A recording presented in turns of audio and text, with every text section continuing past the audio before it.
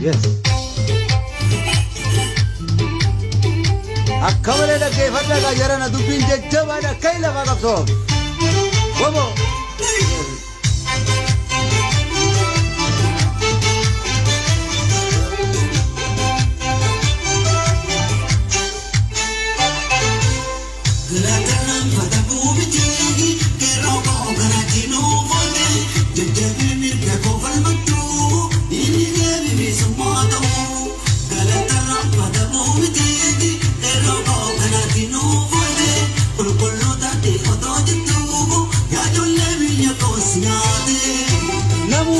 Akkamale gadi lakkisaa jechuu keenya qeeroon sooshaal miidiyaa irra hojjetan facaasa amma beeksisa kanuma dubbiin ejjenna gurguddaadha kun safaadhaadha miti.